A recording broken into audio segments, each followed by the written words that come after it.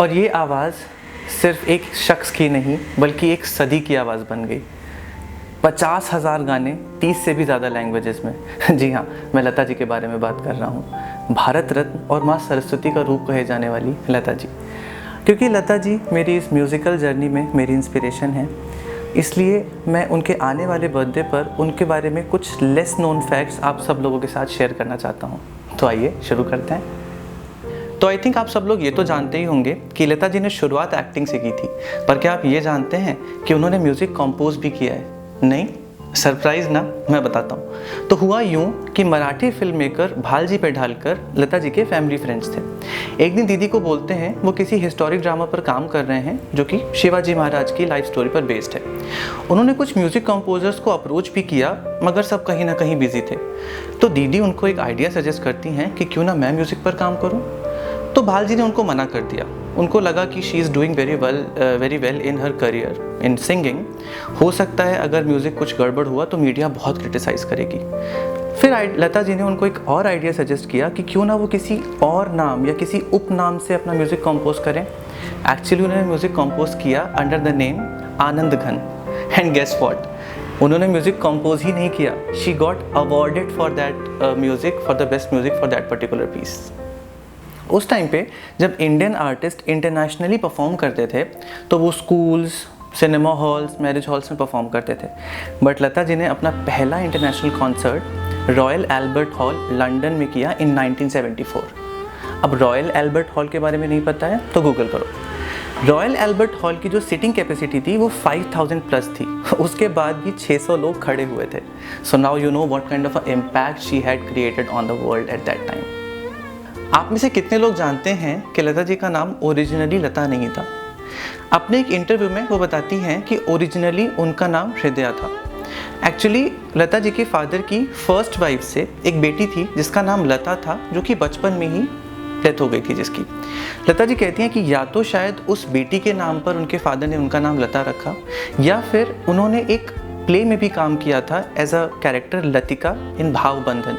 तो हो सकता है उसके नाम की वजह से उनके फादर ने उनका नाम लता रखा। रीज़न तो क्लियर उन्होंने नहीं बताया, बट उन्होंने बताया कि उनका नाम हृदया से बदल के लता बाद में रखा गया। सो फिल्म फेयर अवार्ड्स के बारे में तो आप सब जानते ही होंगे।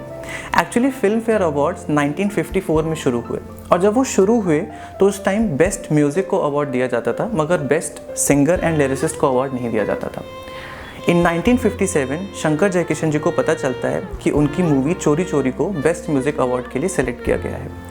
वो लता जी के पास आते हैं और रिक्वेस्ट करते हैं कि आप उस मूवी का रसिक बलमा गाना स्टेज पे परफॉर्म करिए। लता जी मना कर देती हैं, कहती हैं आपको बेस्ट म्यूज़िक का अवार्ड मिल रहा है, बेस्ट सिंगर का अवार्ड नहीं मिल रहा है, मैं क्यों गाऊँ, आप स्टेज पे म्यूज़िक चला दीजिए बिना सिंगर और लिरिक्स के। एक्चुअली इस इंसिडेंट के बाद फिल्म फेयर ने बेस्ट म्यूज़िक के साथ साथ बेस्ट सिंगर का अवार्ड भी शुरू किया। इसके अलावा she was named the most recorded artist in the world by Guinness book of world record with the estimated songs of 30,000। Imagine 1991 में 30,000 सॉन्ग्स, और उनका लास्ट सॉन्ग 2019 में रिकॉर्ड हुआ। यानी 1991 के बाद she sang for 20 more years and she already had a world record of 30,000 songs in 1991. Isn't it amazing? सो जिस आवाज़ ने हमारे दिलों में घर कर लिया, उस आवाज़ को बनाने में बहुत सारे गुरुओं का योगदान है। मगर लता मंगेशकर जी ने अपने एक इंटरव्यू में 3 लोगों के नाम मेंशन किए, जिसमें से पहले हैं अनिल विश्वास जी। लता जी कहती हैं कि कोई गेस नहीं कर सकता कि गाना गाते हुए वो सांस कब लेती हैं। इसका श्रेय जाता है अनिल विश्वास जी को। अनिल विश्वास जी ने लता जी को सिखाया कि how to inhale and exhale while you are singing. इसके अलावा गुलाम हैदर साहिब, जिन्होंने उनको सिखाया कि हर वर्ड को सही तरीके से प्रोनाउंस कैसे करते हैं। इसके अलावा पंडित दीनानाथ मंगेशकर जी, जो कि उनके फादर थे। पंडित जी ने लता जी को सिखाया कि अगर आप अपने गुरु के सामने भी गा रहे हो तो उनसे भी बेहतर गाने की कोशिश करो। और यही एक रीज़न है कि फ़र्क नहीं पड़ता लता जी कब, कहाँ और किसके साथ गा रही हैं, उन्होंने हमेशा अपना बेंचमार्क हाई रखा। सो ये कुछ ऐसी बातें थी जिन्होंने एक्चुअली मुझे बहुत इंस्पायर किया, तो मुझे लगा मैं आप लोगों के साथ भी शेयर करूं। बट रिसर्च करते हुए मुझे कुछ ऐसे गानों की लिस्ट मिली जो मैंने भी बहुत कम सुने थे और वो बहुत खूबसूरत हैं। तो मैंने उनका लिंक जो है वो डिस्क्रिप्शन में डाला हुआ है। मैं चाहता हूँ कि आप लोग भी उनको एक बार सुनो। एंड ये मेरा छोटा सा कंट्रीब्यूशन था लोगों को लता जी के बारे में बताने का कि उनकी लाइफ कितनी बड़ी थी। अगर अच्छा लगे तो चैनल को सब्सक्राइब ज़रूर करिएगा।